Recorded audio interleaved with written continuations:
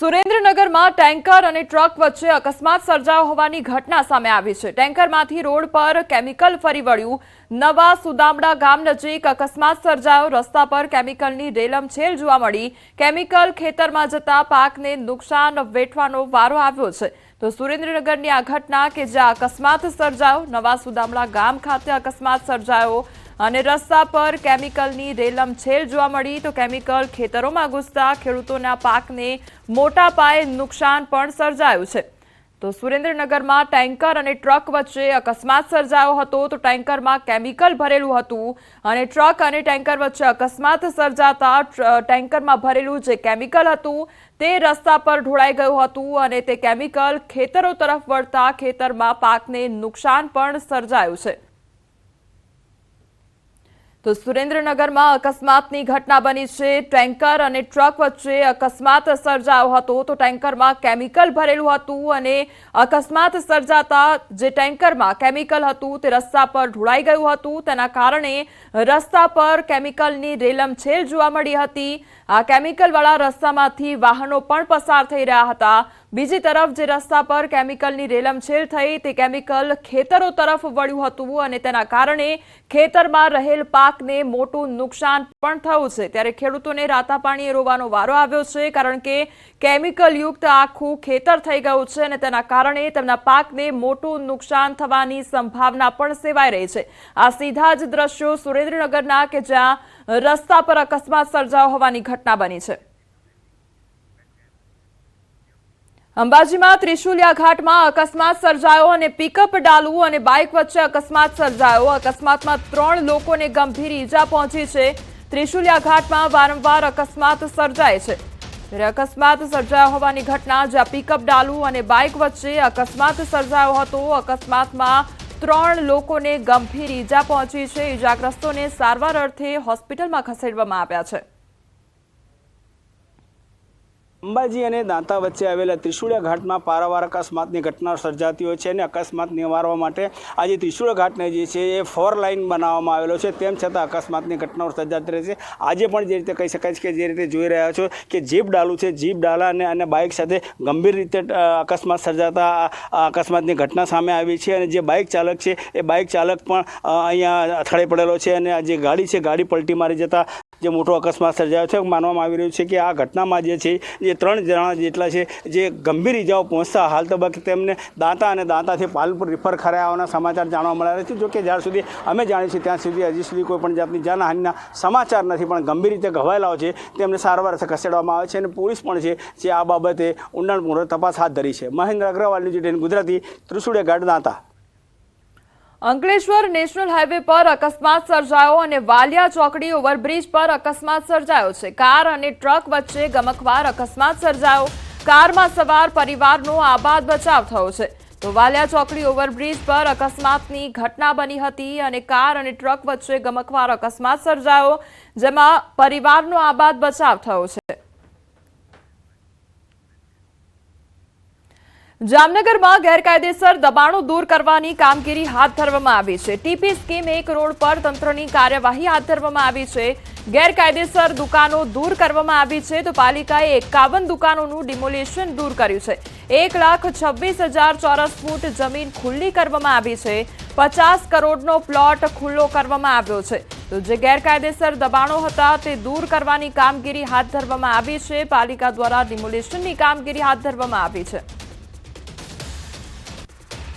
જેની અંદર કેટલાક વર્ષોથી લગભગ 51 દુકાનો અજાણ્યા લોકોએ બાંધેલ હતી, જેને આજ રોજ ખાલી કરવામાં આવેલ છે। જગ્યા છે આશરે 1.25 લાખ ચોરસ ફૂટ અને એની અત્યારની તારીખે બજાર કિંમત આશરે 60 કરોડ રૂપિયા થવા જાય છે।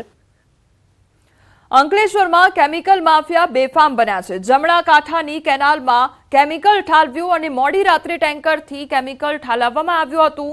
કેમિકલ ઠાલવતા માછલીઓને હાનિ પહોંચી હતી। જીઆઈડીસી તળાવના ઇનપુટ વાલ્વ બંધ કરવામાં આવ્યા હતા। કેનાલનું પાણી માટે પણ વપરાય છે અને તેમાં કેમિકલયુક્ત પાણી છોડાતા જે માછલીઓ હતી તેને પણ નુકસાન પહોંચ્યું છે। કેમિકલ નાખવામાં આવેલ છે અને રાત્રિએ દરમિયાન કોઈએ કેમિકલ નાખેલ છે। આવી ઘટના વારંવાર બની રહેલી છે। કોઈ ટેન્કર રાતના 3 વાગ્યાની આજુબાજુ કેમિકલ પીવાના પાણી જે કેનાલ મેઇન કેનાલ આવે છે બાકરોલવાળી એમાં રાત્રે કેમિકલવાળું પાણી કોઈ અસામાજિક તત્વ આમાં છોડી ગયેલું છે। ફૈઝલ પટેલના કોંગ્રેસ છોડવાનો મામલો સામે આવ્યો છે, જેમાં શક્તિસિંહ ગોહિલનું નિવેદન સામે આવ્યું છે। ટ્વીટમાં કહ્યું છે કે હું કોંગ્રેસનો જ સમર્થક છું। ફૈઝલભાઈનું પૂરું ટ્વીટ જોવું જોઈએ। મુમતાઝ પટેલ આજે પણ પ્રચાર કરી રહ્યા છે, આ પ્રકારની વાત કરવામાં આવી છે।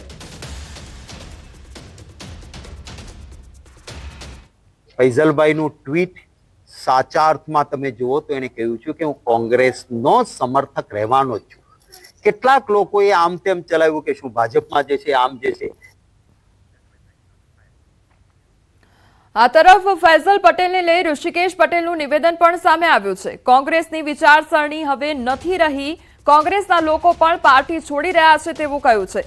માત્ર જૂજ લોકો જ કોંગ્રેસમાં રહેશે। ફૈઝલ પટેલના કોંગ્રેસ છોડવા મુદ્દે આ નિવેદન આપવામાં આવ્યું છે।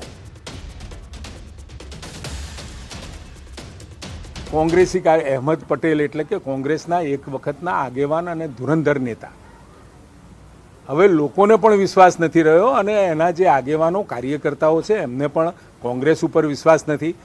આ કોંગ્રેસ એ પોતાના કાર્યકર્તાઓ અને નેતાઓને કોઈ વિચારસરણી આપી શકતી નથી।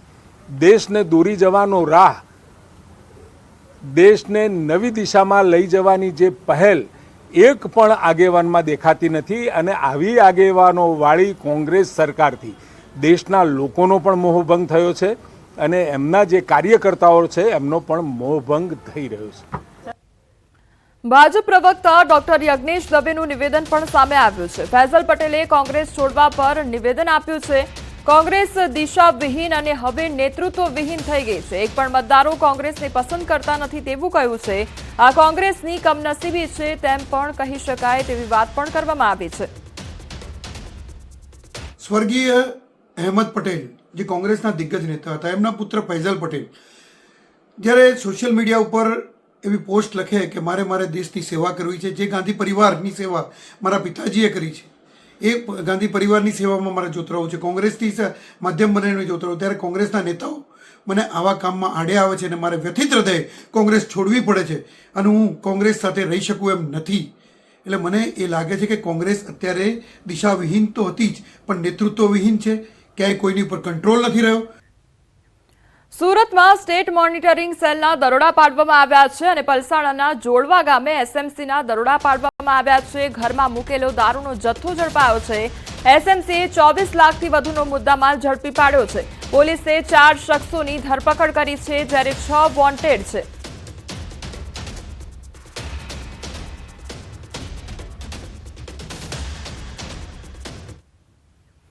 ખેડામાં પોલ્ટ્રી ફાર્મમાંથી દારૂ ઝડપાયો છે અને ડાકોરના આગરવાના કનેપુરામાં દરોડા પાડવામાં આવ્યા હતા તો પોલીસે 12 લાખથી વધુનો દારૂનો જથ્થો જપ્ત કર્યો છે। ધરમસિંહ પરમારની ધરપકડ કરી લીધી છે અને 4 આરોપીઓને વોન્ટેડ જાહેર કરવામાં આવ્યા છે।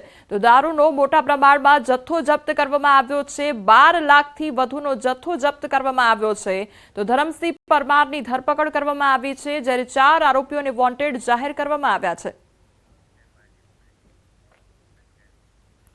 અમદાવાદમાં શક્તિ વિદ્યા વિહાર સ્કૂલ વિવાદમાં આવી ગઈ છે। સ્કૂલનું બાંધકામ ગેરકાયદેસર હોવાનો ખુલાસો થયો છે। સિટી મામલતદારે ડીઈઓને જાણ કરતા કાર્યવાહી કરવામાં આવી છે। સ્કૂલને 5 લાખનો દંડ ફટકારવામાં આવ્યો છે। બાંધકામને લઈ ખુલાસો કરવા ડીઈઓનો આદેશ કરવામાં આવ્યો છે। ઈસનપુરની શક્તિ વિદ્યા વિહાર શાળાને આદેશ આપવામાં આવ્યો છે।